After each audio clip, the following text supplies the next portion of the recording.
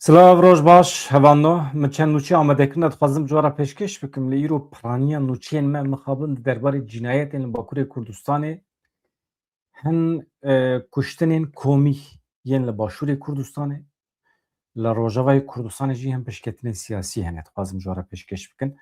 Li Bakurê Kurdistanê hûn zanin li Sîwerekê dest pê kir êriş kir yani kurikekî 18 salî êriş kir ser dibistanekî li Meraşê dîsa xwendekarekî 15 salî êriş kir ser dibistanekî neh deh kes hatin kuştin mamoste xwendekar îro merasîmana cenazê hebû li Dêrsimê jinekî hatiye kuştin yan jî xwe kuştiye di çemê Mûzûrê de cenazê wê hate dîtin gelek nûçeyên bi vî rengî hene ê siyasî jî hene ji we re dixwazim pêşkêş bikim di vê bültenê de li Rojavayê Kurdistanê hevano ev hêzên Amerîkayê hebûn li wê dirê li baregeha Qesrikê aniha êdî vekişiyane pêdiviya wan nemaye hevpeymaniya li dijî Daişî êdî li Sûriyê pêk naye çünkü Daîş nema Daîş çû ku dirê Daişiyên girtî derbasî Iraqê kirin Daişê din jî entegreyên nava hikûmeta Şamê bûn aniha nîvê Hêteşê nîvê hikûmeta Demkî ha kesiyetiyên siyasî ha kesiyetiyên eskerî nîvê wan Daişî ne ji ber vê yekê têkoşîna li hember Daişê nema hêzên hevpeymanî bi wan re li hev kirin erê hemî tev li hev bûne ji ber vê yekê hevano hêzên Amerîkayê û hêzên koalîsyona navdewletî ji baregeha Qesrikê ya li parêzgeha Hesekê ya Rojavayê Kurdistanê vekişiyan baregeh radestî hikûmeta Demkî ya Sûriyê kirin lê ê Kurd fermandarên Kurd ên ku entegreyê nava hikûmeta Demkî ya Sûriyê bûne. Li gorî agahiyên ku ji herêmê hatine wergirtin li bajarê Hesekê di navbera alîkarê wezîrê parastinê yê hikûmeta Demkî ya Sûriyê Sîpan Hemo û fermandarên hêzên Amerîkayê de civînekî hatiye li derxistin piştî wê civînê hêzên koalîsyona navdewletî baregeha Qesrikê bawekî fermî radestî fermandariya herêma Rojhilat kir. Alîkarê fermandarê firqeya şêstî General Çiya Kobanî baregeh dewr girt. Bila wisa be. Ev fotoğrafê ku hûn dibînin aniha li ser ekranê fotoğrafekî nû ye ji Şamê hatiye yani awayê rûniştina wan xweş e balkêş e li wê dirê Esad Şeybanî aliyê çepê Ehmed Elşara Serokkomar û Wezîrê Karê Derve li kileka hev rûniştine li hemberî wan jî Mazlûm Ebdî İlham Ehmed rûniştine İlham Ehmed Wezîra Karê Derve ya Rojavayê Kurdistanê ye Mazlûm Ebdî weke fermandarê giştî yê hêzên Sûriye Demokratîk bû aniha weke serokê rêveberiya Xweser e em dibêjin rêveberiya Xweser hevano ji ber ku di dilê me de di mêjiyê me de Rojavayê Kurdistanê Xweser e wê Xweser bibîne heta ku serbixwe bibe.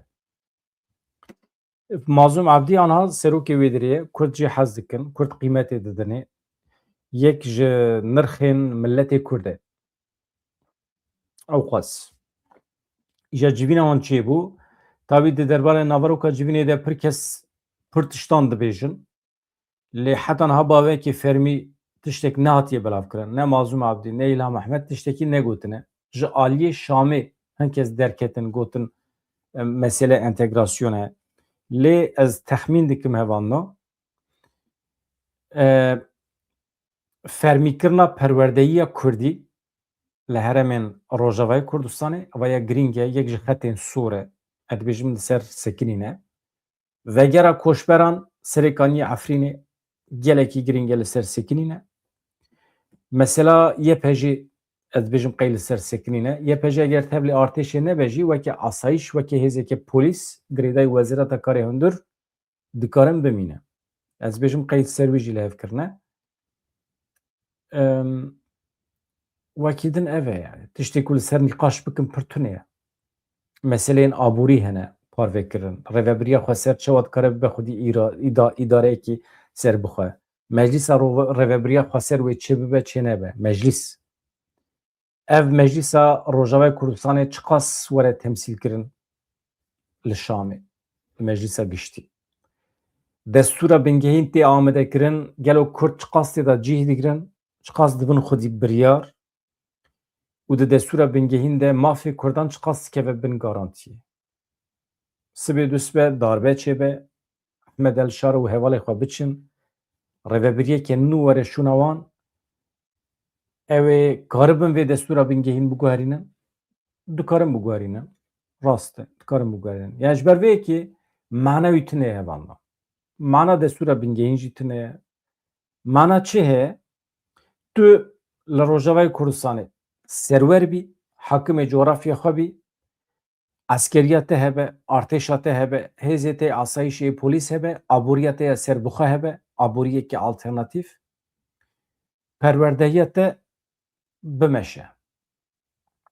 Tu bikarî bî mamosteyê xwe, xwendekarê xwe hemî bi xwe îdare bikî. Wextê ku wisa bibe, wextê ku wisa bibe, tu dikarî li ser piyan bisekînî. Pêdiviya te wê demê çi dibe? Bi Şamê tune ye, bi hêzekî din tune ye. Kî tê, kî darbe çê dike? Ehmed Elşara tere, Mahmûd tê, Hesûd tê, Hüsû tê, Ebdulqudûs tê, ne mühîm e ji bo me Kurda. Çima? Çûkî me bi xwe xwe xistiye garantiyê. Îca tu wextê entegrê Şamê bibî, mesela hana em entegrê Şamê bûn, tamam. Em bûne jî ji xwe. Sibê du sibe darbe çêbe, vana hilweşin wê çi wabe? Em Kurdrê cih digirin. Sûriye li hember İsraîlê şer bide dest pê kirin, ya jî İsraîl êrişê Sûriye bike wê pozisyona me çi wabe? Em dikarin ji artêşê birevin. Ev însanên ku bawerî bi îdeolojiya xwe anîne, bi dînê xwe anîne, dikarin werin serxeta demokrasiyê? Tucal. Ne mümkün e, ne mümkün e, ne mümkün e. Yani hate ji cihûyekî re gotiye were bibe Bisilman, hate ji Bisilmanekî weke Colanî û Şamê re gotiye were bibe demokrat. Qet firqa wan tune ye. Bisilmanekî çawa nikare bibe cihû, cihûn çawa nikare bibe Bisilman? Ev ekîba li Şamê jî û ekîba li Tehranê jî tu car nabin demokrat. Ew ji ber ku ne ku nizanin demokrasî çi ye. Demokrasî ne li gorî ola wan e, ne li gorî îdeolojiya wan e. Nabe yani, nabe. Li Tirkiye hûn dikarin. Türkiye eger li ser laîsîzmê bidomîne, pergala laîk, bi qismî me dikare demokrasî pêk bîne. Şansê Tirkiye heye. Lê problema me bi Tirkan re meselekî xwînî ketiye navbera me. Me pir însan ji hevûdê kuştine. Êşa boçikê heye. Êşa boçikê hûn zan çi ye hevan me? Êşa boçikê çi ye? Navbera me û Tirkan de êşa boçikê heye. Binêrin. Rojekî gundiyekî pir feqîr e ama. Kurekî wî heye, hevjîna wî heye, pir feqîr e. Ji xwe re îdara xwe vir da, wê da bi nêçîrê û bi pez û heywanan dike ama zor bela. Vaya diçe çûlê. Diçe rêda dibîne merekî tê pêşiya wî û zêrekî dide vê mer de ye. Mer zêra xwe davêje ber lingê wî, ev gundiyê me zêra xwe digire destê xwe li mer dinêre. Mer jî mîna ku silav bide, ji xwe re dikeve qula xwe wenda dibe. Gundiyê me zêra xwe digire tê gund ji kesî re nabêje û serê sibê meraq dike car din diçe wê derê. Dinêre eynî mer dîsa ji eynî qulê derket, dîsa zêrekî deva daye, anî avêt ber lingê gundî. Gundiyê me zêra xwe digire dîsa tê malê, bû du zêr. Çi xweş. Roja sisiya, roja çara, roja pênca, her roj tere wê derê bi eynî şeklî ew mer dibin dostê hev. Mer jî pir bi kêfxweşî li bendiyê ku gundiyê me tim were, ew jî zêra xwe bigire bavêje ber lingî wî, ew wisa didin distînin. Tekiliyekî wan ê wisa dostane çêdibe, pir xweş. Rojekî gundiyê me nexweş dikeve. Nikare biçe randeviya bi mer re. Çi dike? Ji kurê xwe re dibêje kuro ji malê derketî here filan derê kevrekî heye, piştî kever kûmekî xîçir heye, li wê derê tu yê bibînî merekî were pêşiya te û zêr dide te qet dengê xwe neke. Ew ê zêra xwe bigire were. Kurê gundî dibe temam serçava. Ev kurikê me radibe diçe eyn di rêça bavê xwe de çawa ku bavî terîf kiriye diçe wê derê. Mar ji qulika xwe derdikeve dibîne ku bav tune ye, kurê wî hatiye, ê dibe tişnabe. Zêra xwe dide wî kurikî, kurik zêr digire tîne dide bavê xwe. Roja din bavî nexweşî hêjê li erdê, rojek du roj, sê roja car didiçe. Kurik dibêje bavê min gundî ye, bêfehm e, ez çima her roj werim xwe meşgûl bikim vê derê û li bendê bûm ku mar ji qulika xwe zêrekî bigire bîne bide min. Çi îcab dike divê? Ka ez dibê vî qula mar hilweşînim, muheqeq tê de xazîne heye, ez ê ji wî xazînê para xwe bigirim û biçim bavê xwe re bibêjim binêre aqil çi ye, mantiq çi ye. Di derbekî de ez ê hemî zêra bigirim. Ma çîşê me ez her roj heta vê derê tên xwe diwestînim û filan bêvan, dixwaze ewî hêlîna mar, qula mar hilweşîne û dixwaze zêra bigire. Di wê navberê de mar êrişê kurik dike, ji erî dike, kurik li wê derê dimire. Dewere safîk. Bav li bendê ye kurî wî vegere. Ve nager. Bav radibe ser xwe ber vê qulika mar ve diçe, dinêre çi bibîne? Kurê wî li wê derê ye, miriye, wefat kiriye. û mar jî ji wê derê serê xwe derdixe, mêrik ji mar re dibe te çi kir? Ev çi hal e? Dibe wele wisa. Êrişê min kir, xwast hêlîna min mala min xira bike û me jî li hev xist.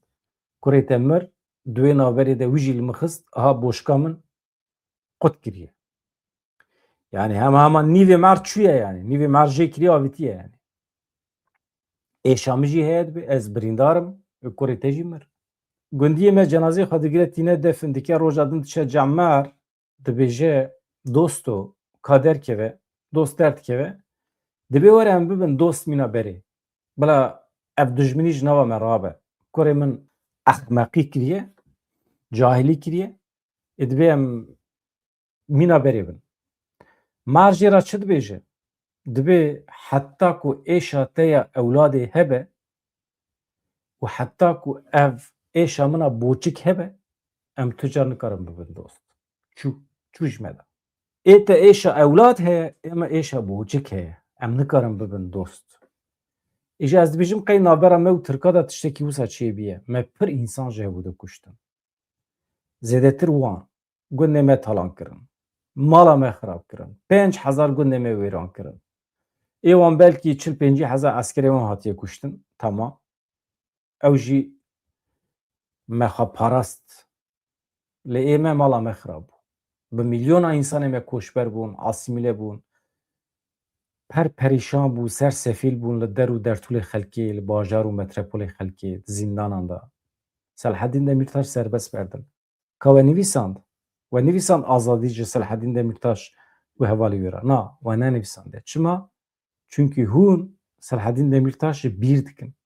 Selhedîn Demirtaş sembola hevalê xwe ye. Selhedîn wextê hat berdan, hevalê wî jî tên berdan.